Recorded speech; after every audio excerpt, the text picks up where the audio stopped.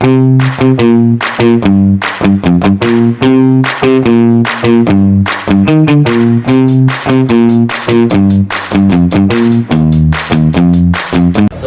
warahmatullahi wabarakatuh.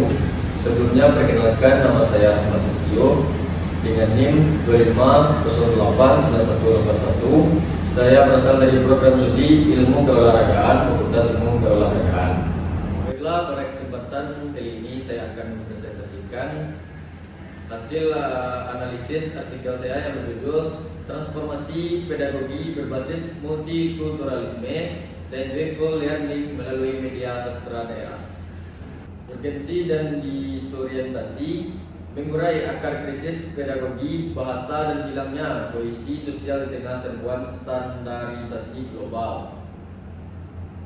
Paradoks tekno-rasionalisme yang pertama yaitu hegemoni positivistik, yaitu kebijakan kurikulum nasional yang terhegemoni tekno-rasionalisme, memaksa pembelajaran bahasa direduksi sebatas pengukuran kognitif kuantitatif yang kaku dan mengabaikan emansipasi.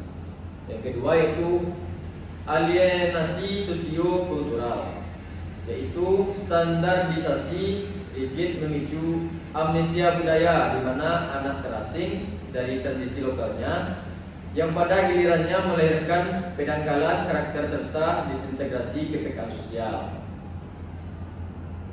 Krisis karakter dan dampak sosial. Yang pertama yaitu degradasi moral remaja, yaitu meningkatnya konflik horizontal dan perundangan di sekolah akibat absennya empati kultural yang mendalam. Yang kedua yaitu marginalisasi sastra daerah, yaitu folklor lisan, mitos, dan falsafah hidup lokal disingkirkan karena dianggap tidak memiliki nilai pasar ekonomis.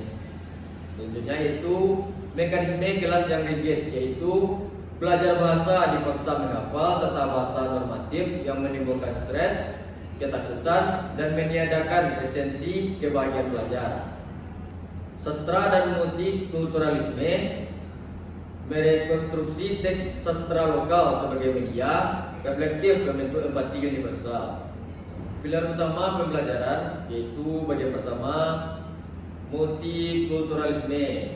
Multikulturalisme itu ialah prinsip membongkar prasangka primordial dan mengapresiasi keberagaman latar belakang kultural secara setara dan demokratis.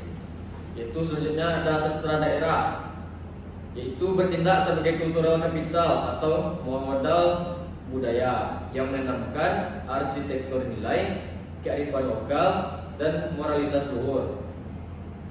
Joyful learning yaitu strategi ramah anak berbasis kenyamanan emosi untuk mengoptimalkan pemahaman bermakna dan kecerdasan sosial siswa. Selanjutnya ada yaitu teori sosiologi kritis. Bahasa dan sastra daerah harus dihidupkan kembali sebagai modal budaya atau kultural kapital yang emansipatif, membongkar tirani persangka sosial, serta menyamai simpati universal di dalam ruang-ruang kelas kita.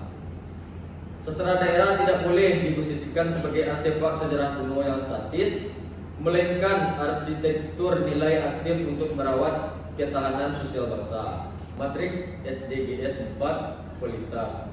Komponen pedagogi sastra daerah sintetis turistis inti yaitu Bordio 2011, Ratna 2014, Saini 2012. Manifestasi target SDGs W4, target 4.7 yaitu menghargai keberagaman budaya serta kontribusi budaya lokal dalam membangun budi pekerti. Skenario kelas Joyful mengubah kelas bahasa Indonesia konvensional menjadi wahana demokratis yang menyenangkan. Metodologi Joyful Learning yaitu mengaktifasi fungsi belahan otak kanan untuk melahirkan empati lintas budaya.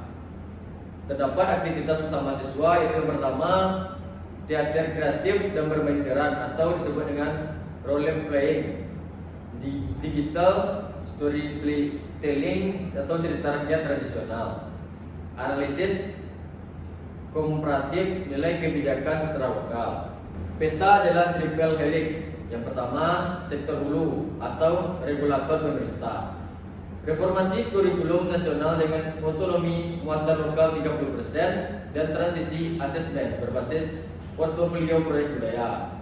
Yang kedua, ada sektor tengah, akademisi atau LPTK UNP. Penyusun modul interdisipliner KKN tematik dan diseminasi pelatihan pedagogi kritis multikultural secara luas. Yang ketiga yaitu sektor hilir, komunitas atau MGP dan guru. Revitalisasi MGP sebagai wadah best practice, mengajarkan digital interaktif serta pengelolaan iklim kelas ramah. Selanjutnya, target capaian 2030 yaitu 100% kelas bebas bullying dan intoleransi. Visi inklusivitas nasionalnya yaitu pertama, reintegrasi budaya daerah sebagai kompres moral bagi generasi kosmopolitan. Yang kedua, transisi holistik dari sistem pendidikan bank teoritis ke ekosistem yang memanusiakan anak. Terakhir, sinergi erat lintas sektor dalam mereduksi ketimpangan akses pengajaran budaya. Baiklah, sekian presentasi saya pada hari ini. Jika ada salah dan janggal, saya mohon maaf. Saya akhiri dengan wabillahi taufiq wal hidayah. Wassalamualaikum warahmatullahi wabarakatuh. Audio Jungle.